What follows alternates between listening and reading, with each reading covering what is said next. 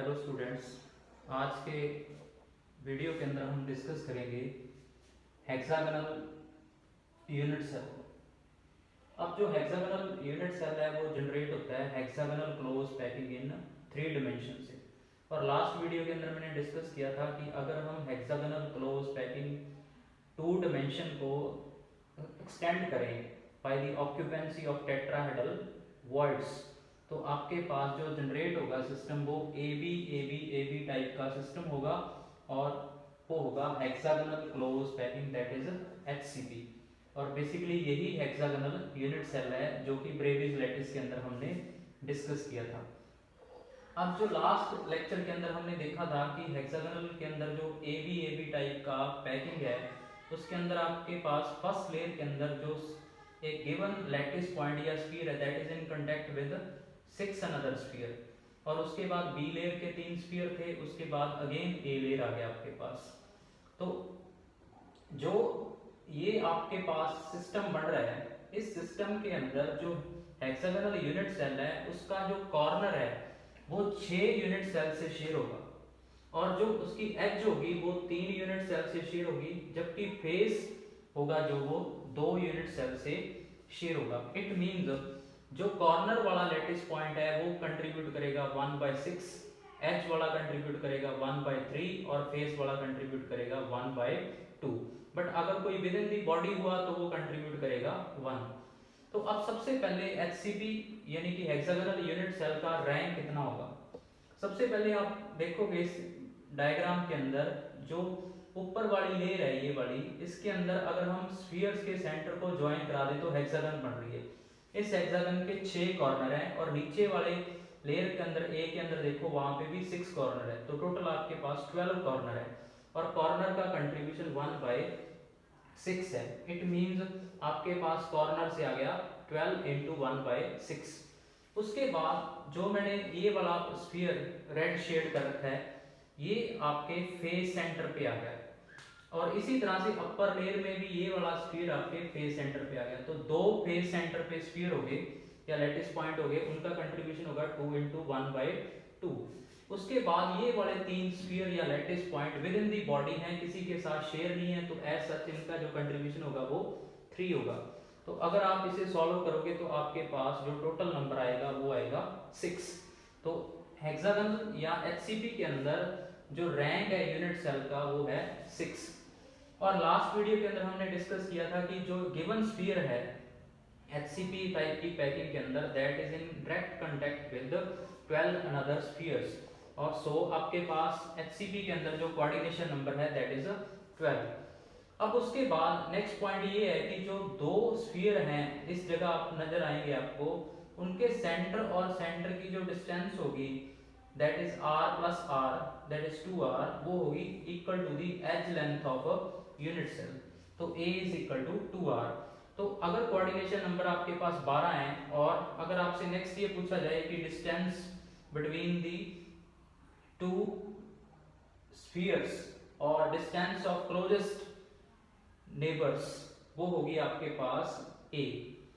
तो coordination number होगा 12, first nearest neighbour होंगे 12 और उनकी जो डिस्टेंस होगी वो होगी equal to the edge length that is a, and a = 2r in case of hexagonal unit cell. अब उसके बाद जो नेक्स्ट पॉइंट है हमने लास्ट वीडियो के अंदर डिस्कस किया था कि जो हेक्सागोनल यूनिट सेल का पैकिंग फ्रैक्शन होगा वो CCP या FCC के इक्वल होगा दैट इज 74%। बट यहाँ पे एक क्वेश्चन इंपॉर्टेंट है, कई बार ये क्वेश्चन पूछा जाएगा आपसे कि HCP टाइप के सिस्टम के अंदर वॉल्यूम ऑफ यूनिट सेल कितना होगा। जैसे कि हमने फेस सेंटर्ड के केस में देखा था तो वहां पे आपके पास जो आंसर था वो था 16√2 r³। But hexagonal unit cell के अंदर वॉल्यूम निकालने का मेथड थोड़ा सा टीडियस है। सबसे पहले जो हेक्सागोनल सिस्टम है इसके अंदर आपको जो बॉटम लेयर A नजर आ रही है उसके अंदर हेक्सागन बन रहा है, यहाँ पे ये फेस सेंटर वाला सिस्टम है। तो अगर आप इसे कॉर्नर वाले पॉइंट से ज्वाइन कराओगे तो आपके पास 6 इक्विलेटरल ट्रायंगल बनेगी जिनकी साइड एज लेंथ के इक्वल है दैट इज a के इक्वल है। अब इसका मतलब जो इस हेक्सागोनल यूनिट सेल का बेस का जो एरिया हो गया वो हो गया 6 times of the area of equilateral triangle. अब इक्विलेटरल ट्रायंगल का जो एरिया है that is 3/4 into A square. तो आपके पास एरिया ऑफ बेस आ गया 6 इंटू √3/4 इंटू ए स्क्वायर। अब हमें चाहिए वॉल्यूम निकालने के लिए इस हेक्सागोनल यूनिट सेल की हाइट, बट ये मेथड थोड़ा सा टफ है, हम इसे इनडायरेक्ट मेथड से सॉल्व करने की कोशिश करेंगे। सबसे पहले जो हाइट होगी वो ये वाली लेयर मिडल पे है हाइट की, तो अगर हम distance between the two closest layer निकाल लें और उसका डबल कर दें तो ये आपके पास हेक्सागोनल यूनिट सेल की हाइट आ जाएगी। तो हाइट होगी आपके पास 2 times of distance between the closest layer. तो हम अगर इस टोटल हाइट को h मान लें तो दो क्लोजेस्ट लेयर के बीच की जो हाइट होगी वो होगी h/2। बट इसको निकालने के लिए हम जो मेथड अप्लाई करेंगे वो इनडायरेक्ट मेथड है, हम निकालेंगे थ्रू एफसीसी यूनिट सेल, क्योंकि ये बहुत लेंथी मेथड है अगर हम एचसीपी का केस देखेंगे। अब इसके अंदर जो पॉइंट हम अप्लाई करेंगे वो पॉइंट ये है कि जो एफसीसी के अंदर लेयर होंगी वो बिल्कुल एचसीपी जैसी होंगी। अब जो एफसीसी यूनिट सेल है उसके अंदर जो लेयर के बीच की जो डिस्टेंस होती है वो बॉडी डायगोनल का 1/3 होती है। बॉडी डायगोनल का 1/3 होगी डिस्टेंस बिटवीन क्लोजेस्ट लेयर। तो बॉडी डायगोनल आपके पास किसी भी क्यूबिक यूनिट सेल के अंदर √3a होता है। तो आपके पास जो distance between two closest layer आ गई वो आ गई √3a डिवाइड बाय 3। तो ये आपके पास आ गया a/√3। अब अगर हम एफसीसी के लिए a की वैल्यू पुट करें तो दैट इज 2√2r। तो आपके पास डिस्टेंस बिटवीन क्लोजेस्ट लेयर आ गई 2√2 डिवाइड बाय √3 इंटू r। अब ये आ गई distance between the closest layer. अगर हम इसका 2 टाइम करेंगे that will give you the height of the hexagonal unit cell.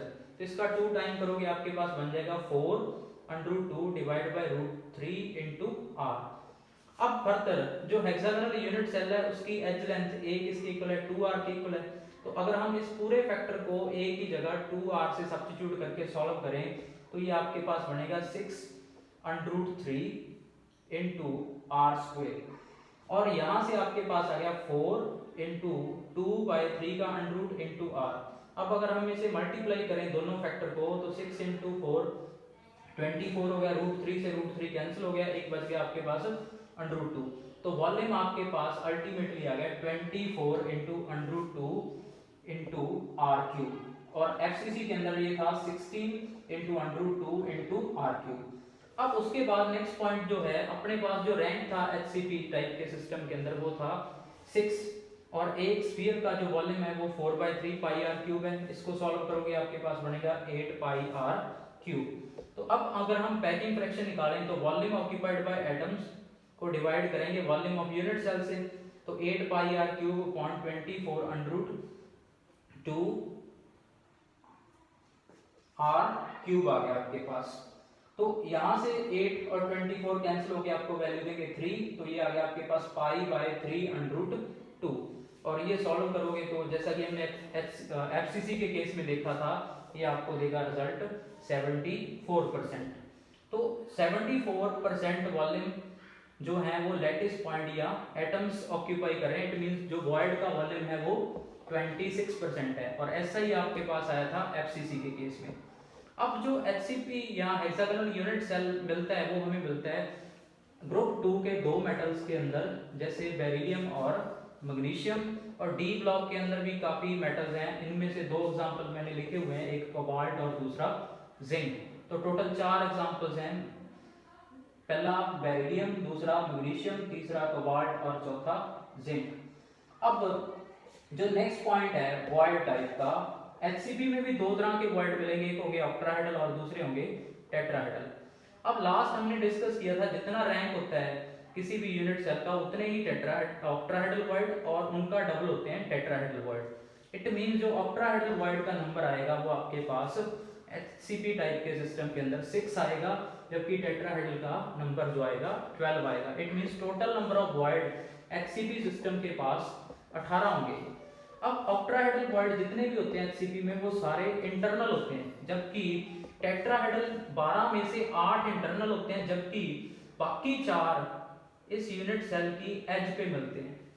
अब हर एक एज पे 2 टेट्राहेड्रल बॉन्ड मिलते हैं और नंबर ऑफ एज आपको पता है 6 है, तो एक एज पे आपको पता है 2 बॉन्ड मिलेंगे, तो 6 × 2 12 हो गया, और एच का जो कंट्रीब्यूशन है दैट इज 1/3, तो 12 × 1/3 आपके पास आंसर आएगा 4। तो 8 इंटरनल टेट्राहेड्रल बॉन्ड है, जबकि 4 एजेस पे मिलेंगे, तो टोटल आपके पास हो गए 12 टेट्राहेड्रल बॉन्ड्स। अब उसके बाद जो नेक्स्ट पॉइंट है वो है अबाउट सेकंड नियरेस्ट नेबर्स और उनकी डिस्टेंस। अब इस स्फीयर का जो फर्स्ट नियरेस्ट नेबर था वो था ये वाला स्फीयर जो इसके डायरेक्ट कांटेक्ट में थे। अब सेकंड नियरेस्ट नेबर ये वाला होगा जो बी लेयर में आपको दिखाई दे रहा है, और बी लेयर की जो हमने डिस्टेंस देखी है, मैंने अभी आपके सामने ये डिस्कस किया था वॉल्यूम ऑफ यूनिट सेल के टाइम, वो होती है बॉडी डायगोनल का 1/3 इन केस ऑफ एफसीसी, और यही एचसीपी के केस में है। तो आपके पास जो वैल्यू आएगी वो आएगी a/√3, और a/√3 को अगर आप सॉल्व करोगे फैक्टर को, तो ये हमने सॉल्व किया था factor in case of FCC, but जब हमने इसको एचसीपी के केस में यूज किया है तो वो h/2 है। r की वैल्यू सब्स्टिट्यूट करने के बाद आपके पास जो रिजल्ट दे रहा है वो दे रहा है √2/3 × 2r, और 2r की वैल्यू a के इक्वल है। इट मींस जो डिस्टेंस आई आपके पास वो आएगी √2/3 × a। अब दूसरा पॉइंट ये है कि number of second nearest neighbour कितने होंगे, तो अगर हम इस एटम के विद रिस्पेक्ट देखें तो ये 3 इसके सेकंड नियरेस्ट नेबर है। इसी तरह से इस लेयर के जो नीचे लेयर आएगी उसमें भी आपको 3 मिलेंगे, तो टोटल मिला के सेकंड नियरेस्ट नेबर कितने होंगे 6 होंगे, और जो उनकी डिस्टेंस है वो √2/3 × a होगी। a है edge length of the unit cell. तो ये था पूरा टॉपिक इसके बारे में, एचसीपी यानी कि हेक्सागोनल यूनिट सेल के बारे में।